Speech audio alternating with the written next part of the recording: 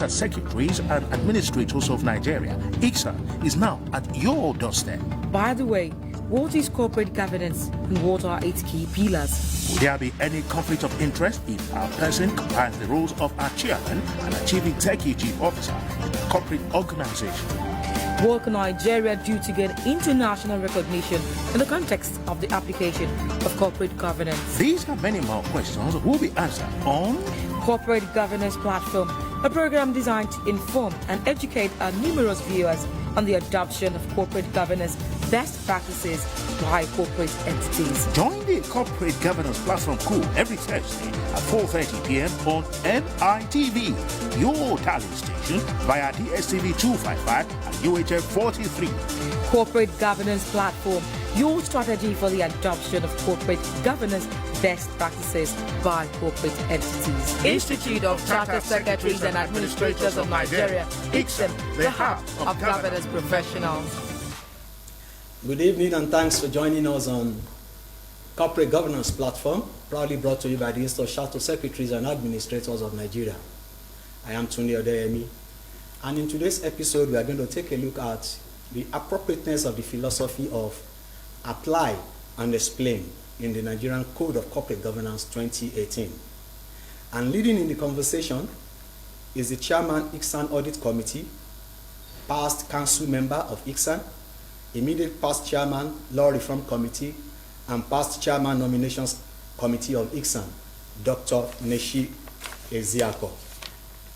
Dr. EZEAKO is a lawyer, Chartered Secretary and Administrator, Authorized Corporate Governance and Board Leadership Trainer, Certified Company Secretary Trainer, Anti-Corruption and Ethics Compliance Faculty, and Board Evaluator with over 30 years of experience in the consulting, financial services, manufacturing, real estate, not-for-profit sectors, and so on. She holds, among others, a Master's of Science with distinction degree in corporate governance from Leeds Metropolitan University, now Leeds Beckett University in the United Kingdom.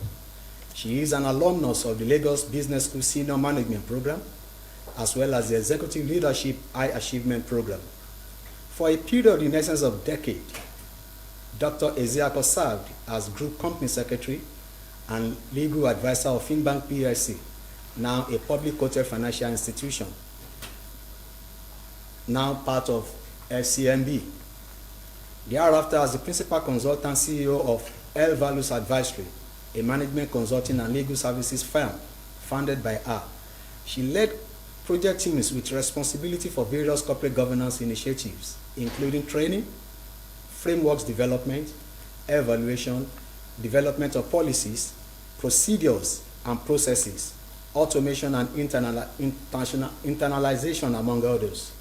In her subsequent roles as Executive Director, Institute of Directors, Nigeria, and the ED CEO of M.IOD Center for Corporate Governance, spanning nearly 5 years, she played a key role in developing and delivering bespoke corporate governance services and offerings, as well as training of directors and leaders of major corporations, SMEs, and public sector institutions on corporate governance, public sector governance, as well as anti-corruption and ethics compliance. Dr. EZEAKO served as a member of the Nigerian University Commission panel of experts and the Nigerian Communications Commission Corporate Governance Working Group, which developed the corporate governance codes for private universities in Nigeria and the Nigerian telecommunications, respectively. Dr. EZEAKO considers raising her 4 adult children as her greatest achievement. Dr. NECHI EZEAKO, you are welcome to Corporate Governance Platform. Thank you, Tunde. It's nice having you on this show today. It's good to see you too. Yeah, we are going to discuss the philosophy of apply and explain in the Nigerian Code of Corporate Governance. And I'd like to start by asking, what really is apply and explain implementation mechanism in the code? Okay, apply and explain philosophy is actually a principle-based approach. It's based on a principles-based approach to corporate governance. It's a philosophy that has developed over time, having taken account various other philosophies, because it's not the only philosophy, you know. So we've had comply or else, We've had comply or explain. I think most people are conversant with comply or explain. And subsequently, there was apply or explain, then adopt or explain, and then apply and explain. In fact, the King report has gone through the gamut of comply or explain for Kings 1 and 2, then comply, I beg your pardon, I said comply or explain for Kings 1 and 2, then apply or explain for King 3, and then before adopting, apply and explain for King 4. And Nigeria has jumped, you know, from comply or explain straight to apply and explain. And there's a reason why apply and explain has been found to be a desirable approach. The main thing is that compliance, when it comes to corporate governance, compliance deals more, suggests a box-ticking, checkbox approach that, you know, looks at corporate governance from a one-size-fits-all. Okay. But we know that in truth, corporate governance should not be one-size-fits-all, but rather it should give the opportunity for directors to think through what they really want to achieve. So apply and explain gives them that opportunity to be mindful of the approach to governance that they are undertaking, so that both for the principles and the recommended practices, when applying it as an organization, we'll think about how we really are applying it and the reason why we're doing what we're doing, and are able to explain it. So it's quite distinct from apply or explain, and quite distinct from comply or explain. It Okay. also affords a flexible approach. But I'll more on that. Okay, you have talked more on the differences between apply and explain, comply and explain, and the rest. However, I'd like to pose this question. You know, some school of thought believes that they are of the opinion that implementation mechanism for a corporate governance code, just like the one with Nigerian Code of 2018, should be made mandatory. Is this view valid? You know, there's no right or wrong view. Okay. However, you need to look at what you're trying to achieve. For starters, corporate governance is about the purpose. Why was a company set up? What are we trying to achieve? So directors must bear in mind the reason why they're in business in the first place. This, in the same light or in the same vein, the corporate governance philosophy for a particular nation like Nigeria should bear in mind what it seeks to achieve. If you look at our code, the 2018 code you mentioned, you see that the code says what it aims to do. The code says it wants to create a flexible environment, a code that is scalable, that it can apply to different situations, can apply to different circumstances, and can also apply to different types of companies and different sizes of companies. That's the scalability. So it's important, therefore, to be mindful. If you just put a mandatory code, mandatory means that it's not going to be principles based. It means that either you do it or something will happen to you. And if some countries have that. You have the US, for example, where the Sarbanes-Oxley Act was promulgated, what we call the SOX, and you find that, you know, so much has been good. There are some good points with the Sarbanes-Oxley Act, quite honestly, but it has been seriously criticized because it was considered a hasty approach to corporate governance, and indeed the cost of implementation of mandatory codes is so high.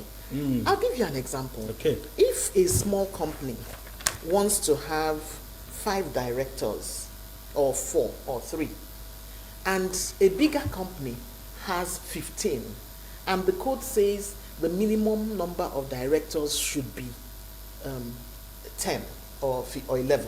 I understand. Can a small company afford to have 10 directors? A mandatory code means that that small company, until you have the 10 or 11 directors, you are not in compliance.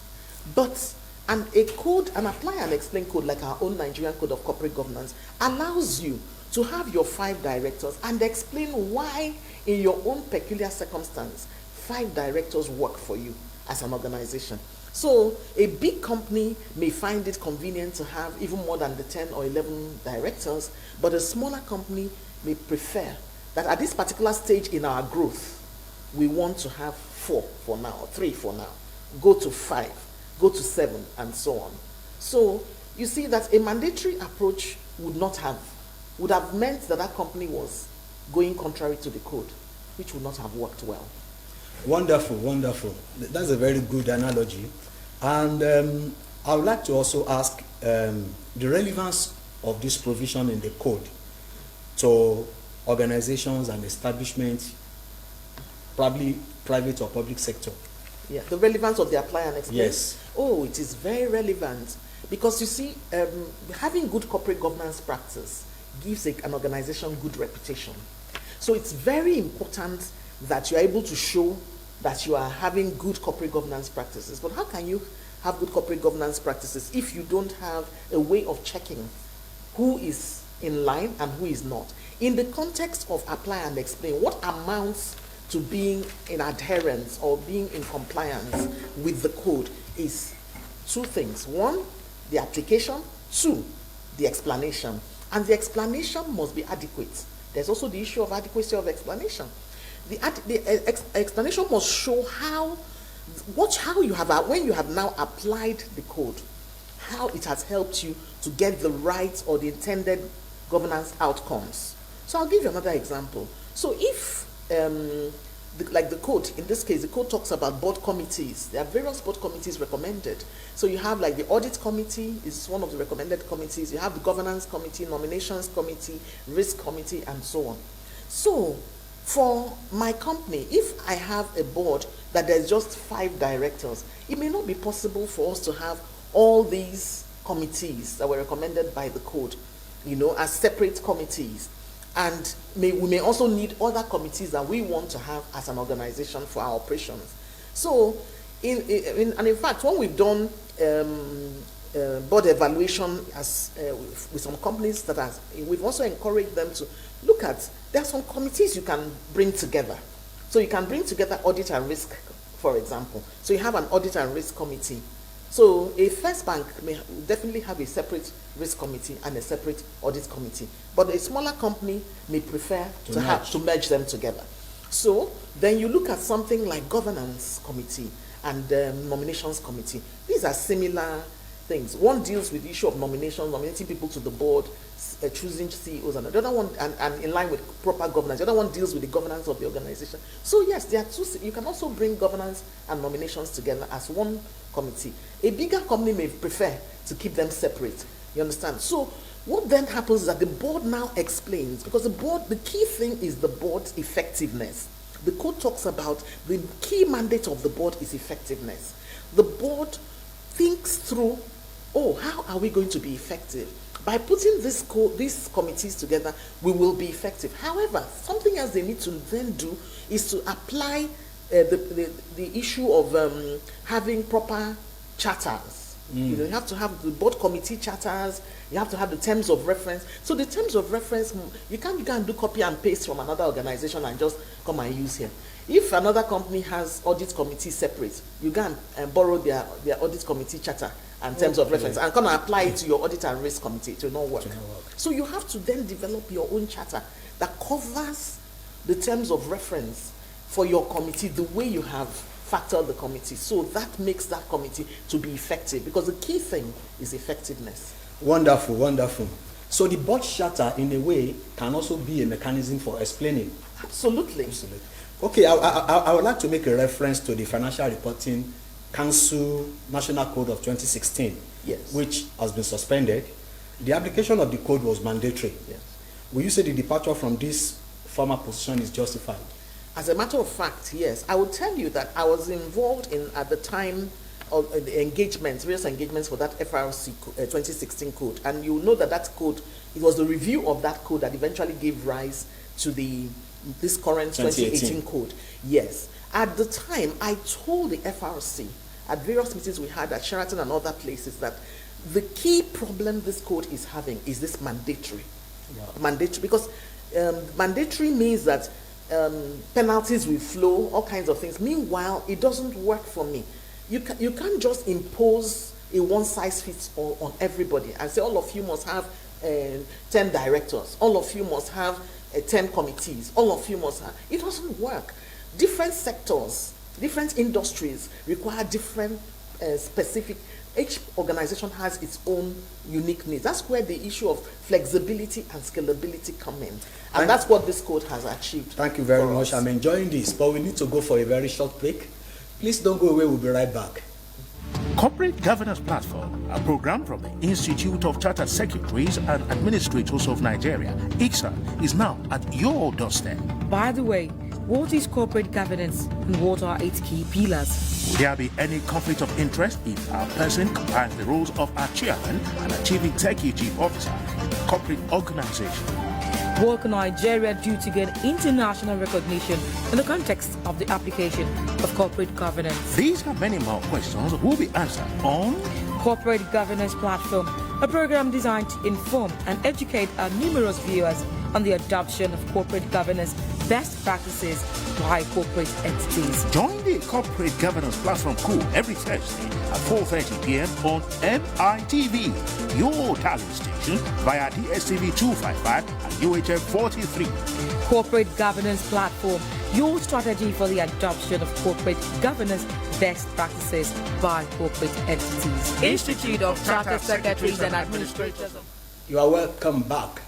It's still Corporate Governance Platform coming to you from MITV. And I still have Dr. NECHI EZEAKO leading the conversation on the philosophy of apply and explaining the Nigerian Code of Corporate Governance. Dr. EZEAKO, I would like to take you to an area in the Nigerian Stock Exchange. See, the flotation rate at the Nigerian Stock Exchange is still very low, leading to a concentration of shares in the hands of founders and owners of original owners of companies. Don't you think this apply and explain mode will preserve concentration rather than encourage dispersals of shares?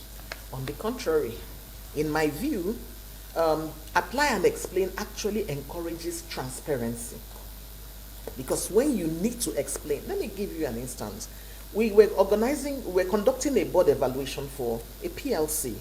And when we were telling them some of the codes areas that they were short, they were not actually implementing properly in the organization, someone said during the board meeting, oh, if we don't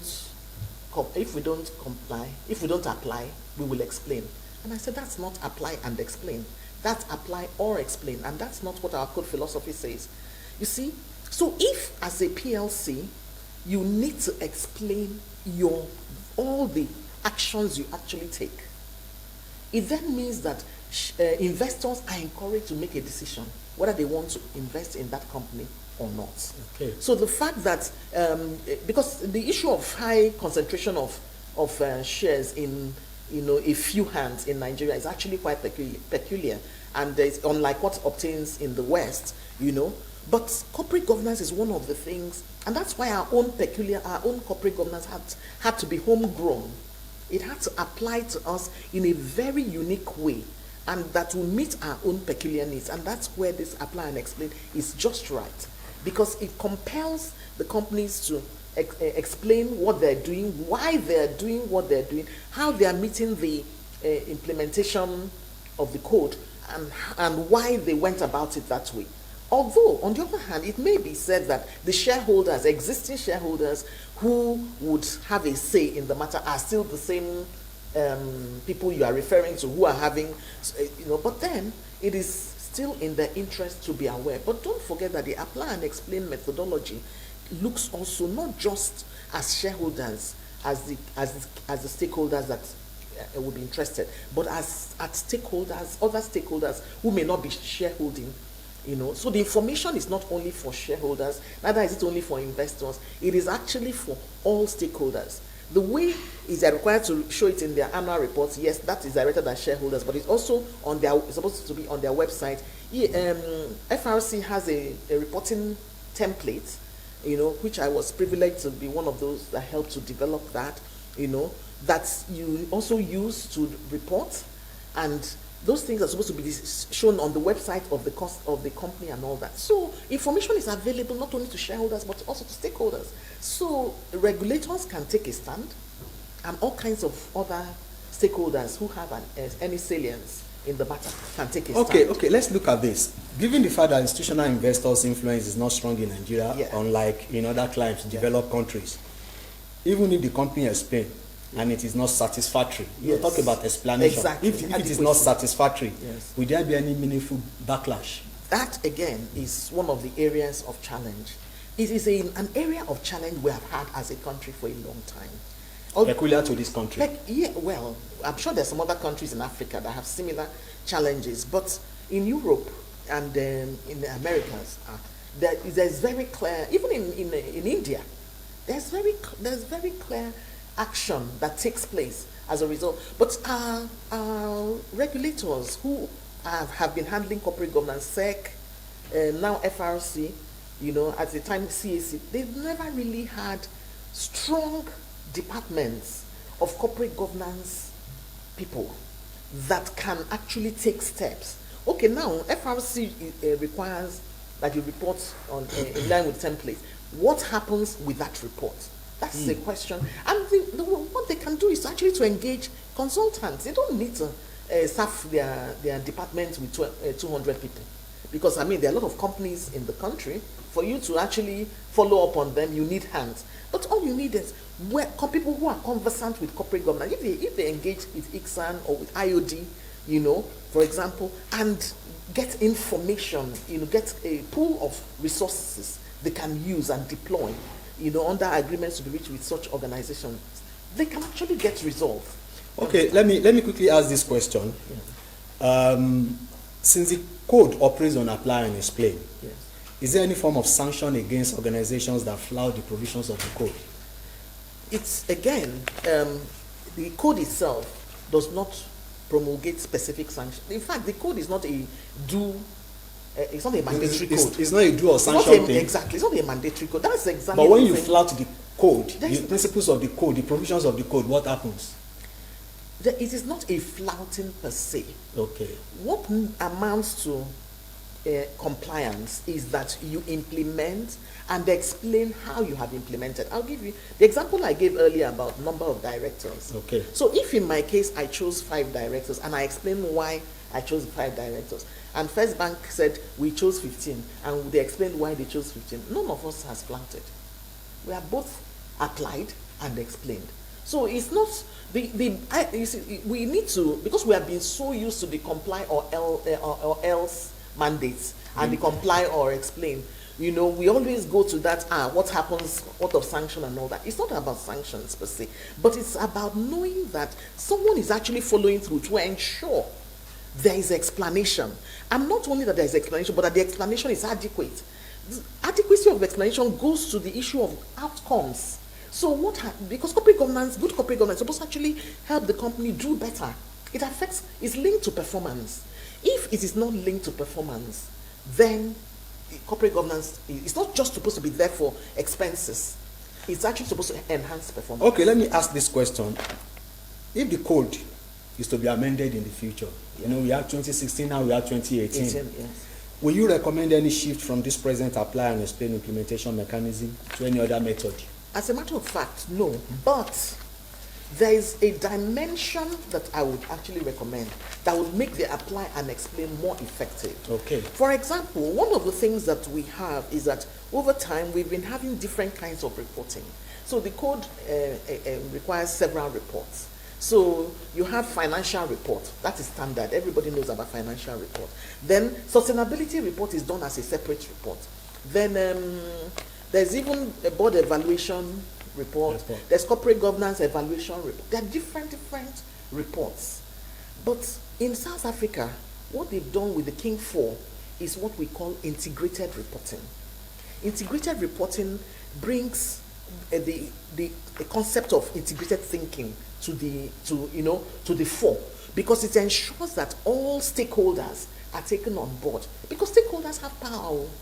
If you actually, the time will not permit me to go into some of my articles. I've done quite a few of writing in these areas, how some stakeholders even have greater salience again in a company's context than even the shareholders. If you look at banks, for example, compare shareholders and CBN.